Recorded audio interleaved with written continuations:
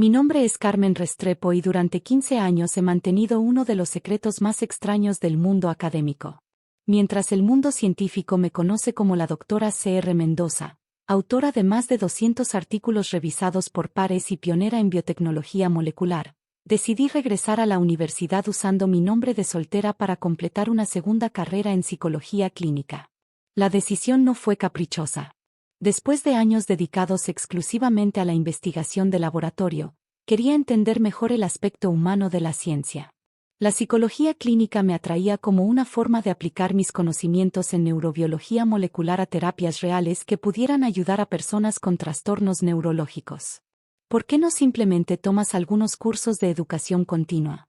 Me había preguntado mi colega y mejor amigo, el Dr. Luis Vega, director del Instituto Nacional de Biotecnología. Con tu reputación, cualquier universidad te abriría las puertas como profesora visitante. Precisamente por eso, le había respondido mientras empacaba mis libros de neurociencia en cajas que guardaría durante mis años de estudiante. Quiero la experiencia real de ser estudiante nuevamente. Si uso mi reputación académica, nunca sabré si realmente estoy aprendiendo o si los profesores solo me están diciendo lo que creen que quiero escuchar. Adopté el nombre Carmen Restrepo, mi nombre de soltera, y desarrollé una historia de respaldo cuidadosamente construida. Según mi nueva identidad, era una técnica de laboratorio de 35 años que había decidido cambiar de carrera después de años de trabajo rutinario. Una historia lo suficientemente creíble para explicar mi edad y mi conocimiento básico de ciencias, pero lo suficientemente modesta para no levantar sospechas. La Universidad Nacional me aceptó en el programa de psicología clínica basándose en mis calificaciones de pregrado de hace 15 años y una carta de recomendación de un supervisor de laboratorio que en realidad era Luis haciéndome el favor. Mi expediente académico más reciente, que incluía un doctorado en biotecnología molecular del MIT y un postdoctorado en neurociencias de Harvard, permanecía cuidadosamente oculto. Los primeros semestres transcurrieron sin problemas.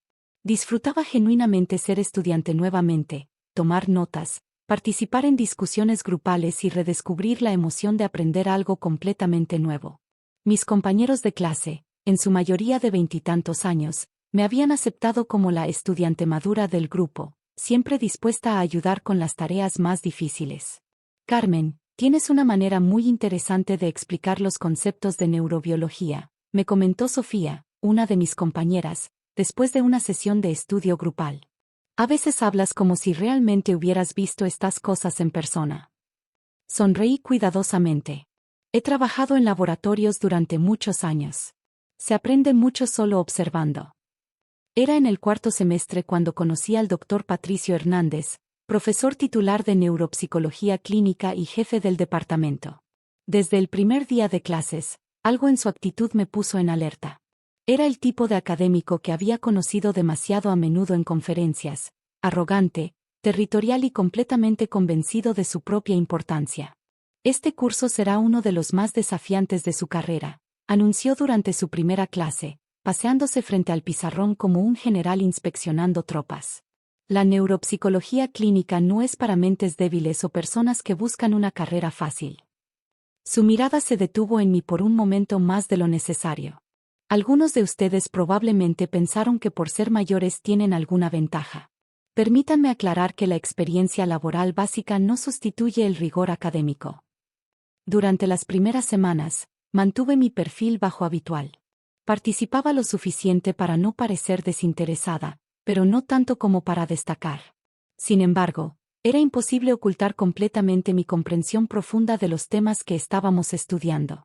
Cuando el Dr. Hernández explicaba conceptos de plasticidad neuronal, yo podía ver los errores sutiles en su comprensión. Cuando hablaba de neurotransmisores, sabía que su información estaba desactualizada por al menos 10 años. Señora Restrepo, me interrumpió durante una clase sobre trastornos neurodegenerativos. Veo que toma muchas notas. ¿Tiene alguna pregunta o comentario? En realidad, respondí cuidadosamente, me preguntaba sobre los últimos estudios en terapia génica para Alzheimer. He leído que hay resultados prometedores usando vectores virales modificados. El aula se quedó en silencio. Varios estudiantes me miraron con sorpresa. El Dr. Hernández frunció el ceño. Señora Restrepo, Este no es un curso de investigación avanzada. Estamos cubriendo fundamentos clínicos. Le sugiero que se concentre en entender los conceptos básicos antes de intentar impresionar a la clase con información que probablemente no comprende completamente. Sentí el calor subir por mi cuello, pero mantuve mi expresión neutral. Por supuesto, profesor. Tiene razón. Pero el incidente había marcado el comienzo de una dinámica tóxica. El doctor Hernández había identificado lo que percibía como una amenaza a su autoridad, y decidió hacer de mi experiencia en su clase un infierno personal. Señora Restrepo, me llamaba constantemente durante las clases siguientes, siempre con preguntas diseñadas para exponerme. Ya que parece tan interesada en la investigación avanzada, ¿por qué no nos explica el mecanismo exacto de la acetilcolina en la formación de memoria? Cada pregunta era una trampa. Si respondía correctamente con el nivel de detalle que realmente conocía, confirmaría sus sospechas de que estaba pretendiendo ser más inteligente de lo que era. Si respondía de manera simple o admitía no saber, validaría su narrativa de que era una técnica de laboratorio presumida que se había metido en aguas demasiado profundas. Opté por la segunda estrategia, creyendo que era la más segura para mantener mi identidad oculta. No estoy segura de los detalles específicos, profesor, respondía típicamente. Aún estoy aprendiendo estos conceptos. Exactamente lo que pensé, replicaba con una sonrisa que no llegaba a sus ojos. Es importante conocer nuestras limitaciones. Los otros estudiantes comenzaron a notar el patrón. Sofía me acorraló después de una clase particularmente brutal. Carmen, ¿qué está pasando con Hernández? Es como si te tuviera en la mira.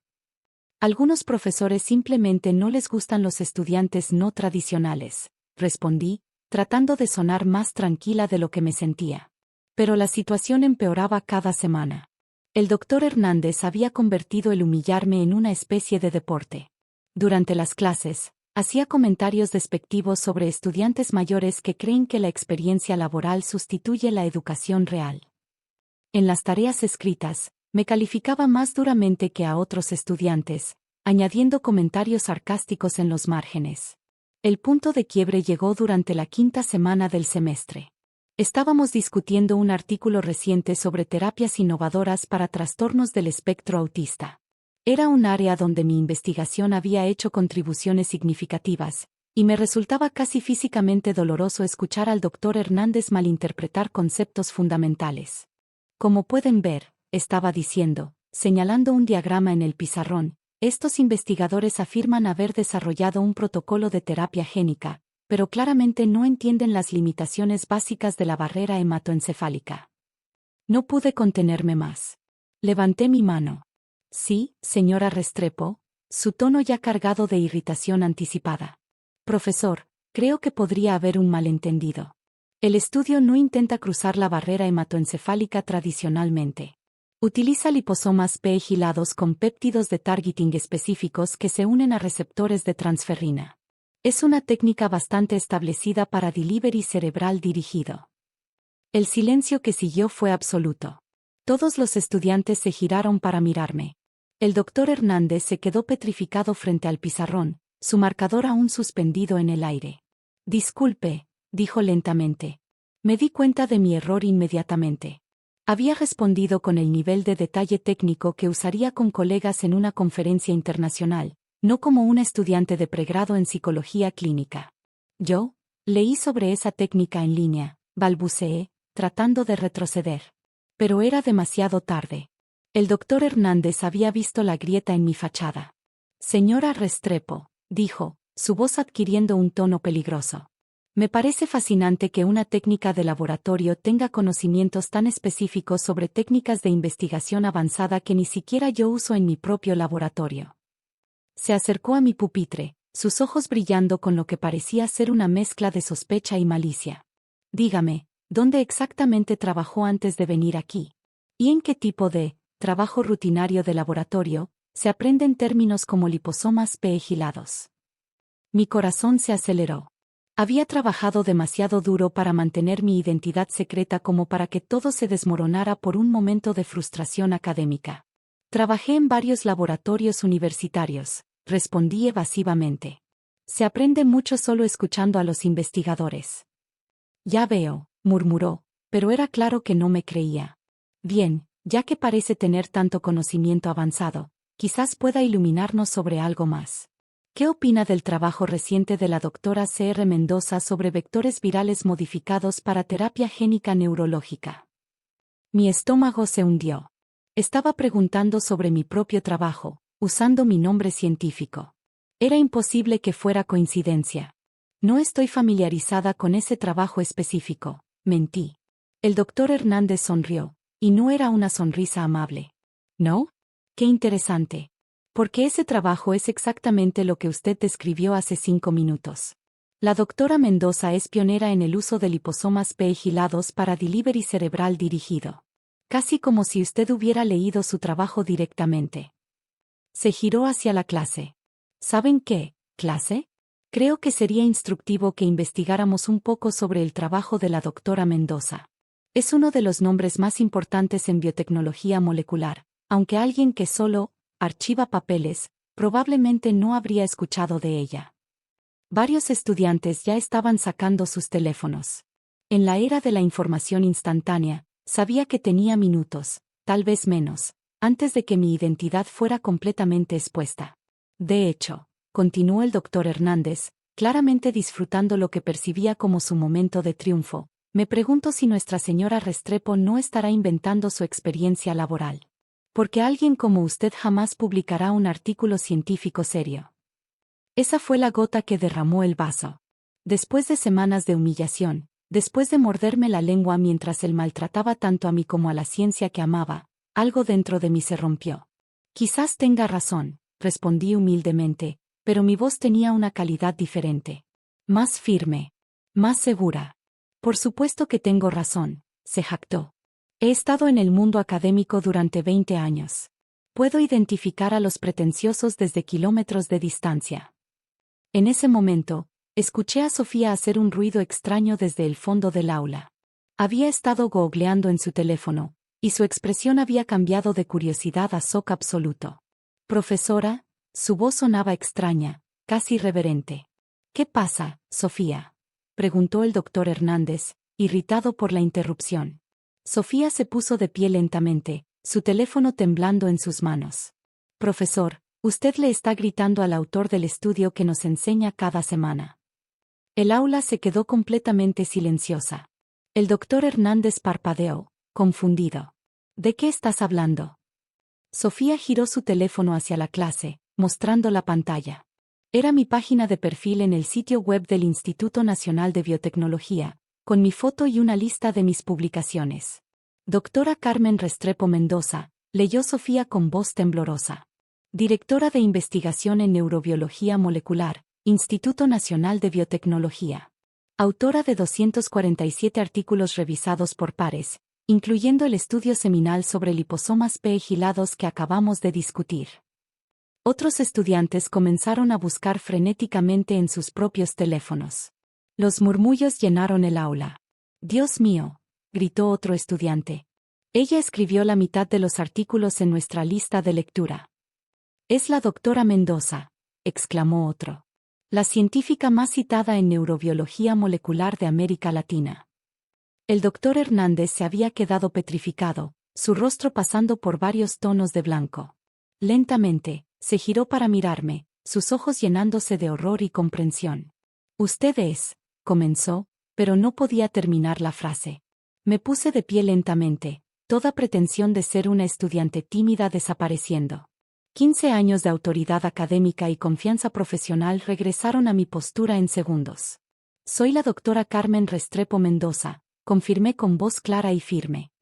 «Y sí, escribí el artículo sobre liposomas P gilados que acabamos de discutir. También escribí los otros 6 artículos de su lista de lectura que malinterpretó durante las últimas 2 clases».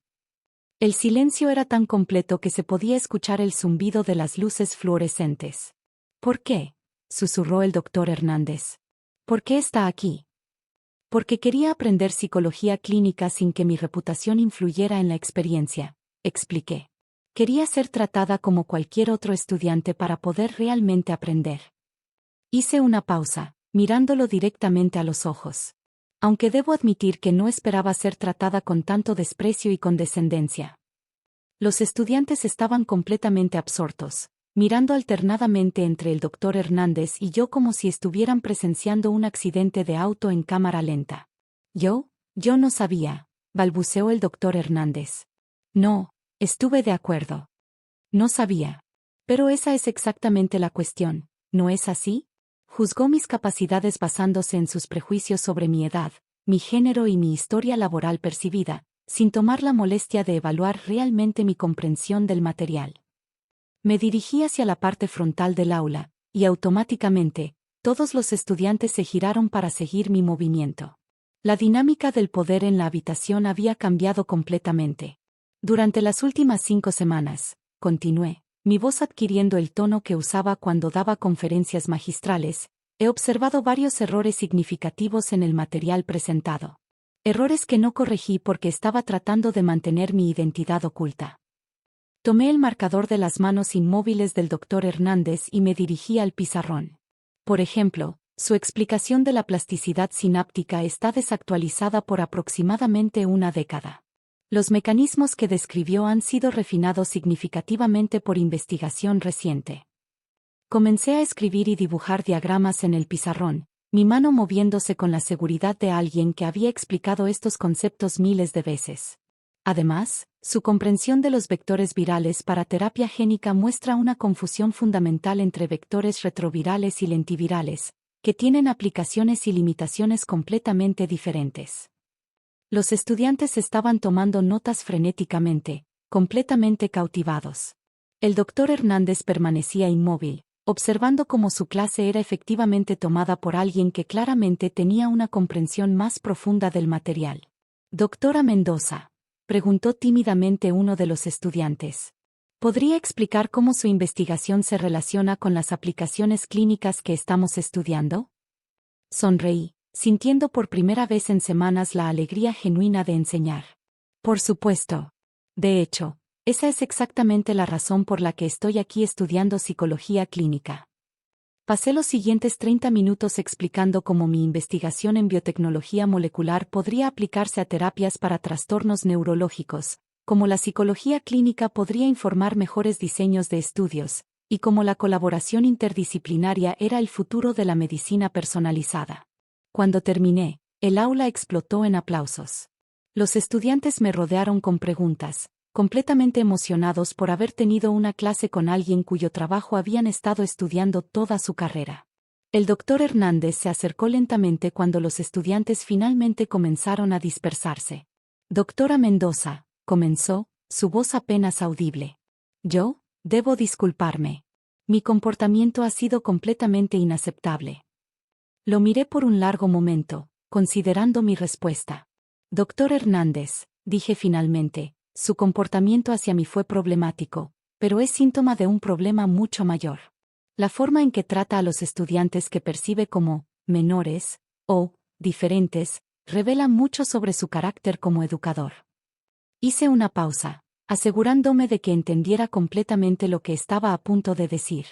Voy a completar este curso porque genuinamente quiero aprender psicología clínica. Pero espero que use esta experiencia para reflexionar sobre sus métodos de enseñanza y sus prejuicios. Sus estudiantes merecen mejor. Los siguientes días fueron surrealistas. La noticia de que una de las científicas más respetadas del país había estado asistiendo secretamente a clases de pregrado se extendió por toda la universidad. El decano me contactó personalmente para disculparse por el tratamiento que había recibido y para ofrecerme una posición como profesora visitante. Agradezco la oferta, le dije durante nuestra reunión, pero estoy aquí para aprender, no para enseñar. Aunque estaría encantada de dar una conferencia ocasional o participar en discusiones interdisciplinarias. El doctor Hernández fue sometido a revisión administrativa. Aunque no perdió su trabajo, fue requerido a tomar cursos de sensibilidad y pedagogía. Más significativamente, perdió su posición como jefe de departamento. En cuanto a mí, continué mis estudios con mi identidad ahora completamente revelada. Era extraño al principio, ser tratada con deferencia por profesores que eran técnicamente mis colegas, pero gradualmente encontramos un equilibrio. Aprendí a ser estudiante nuevamente, mientras ocasionalmente proporcionaba perspectivas únicas basadas en mi experiencia investigativa. Sofía se convirtió en una de mis mejores amigas, y eventualmente en mi asistente de investigación cuando regresé a mi trabajo de tiempo completo. Carmen, me dijo un día, gracias por enseñarnos que nunca se puede juzgar a una persona por las apariencias.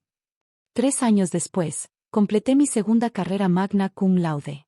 Mi tesis sobre la integración de biotecnología molecular y psicología clínica se convirtió en la base para un nuevo programa interdisciplinario en la universidad. El doctor Hernández asistió a mi ceremonia de graduación. Después, se acercó a mí. Doctora Mendoza, dijo, quiero agradecerle. ¿Agradecerme?, pregunté, genuinamente sorprendida. Por enseñarme que un verdadero educador nunca deja de aprender, y que la humildad es la base de toda sabiduría. Sonreí, recordando sus palabras de semanas atrás. Alguien como usted jamás publicará un artículo científico serio. Doctor Hernández, respondí, todos tenemos algo que aprender. Incluso aquellos de nosotros que solo archivamos papeles. Hoy, dirijo un laboratorio de investigación interdisciplinario que combina biotecnología molecular y psicología clínica. Mis estudiantes provienen de ambos campos, y juntos estamos desarrollando terapias que ni los biotecnólogos ni los psicólogos podrían crear trabajando por separado. Y cada semestre, cuando enseño mi primer clase, comienzo con la misma frase. En esta aula, nunca supongan que saben todo sobre la persona sentada a su lado. La ciencia más importante a menudo viene de las fuentes más inesperadas.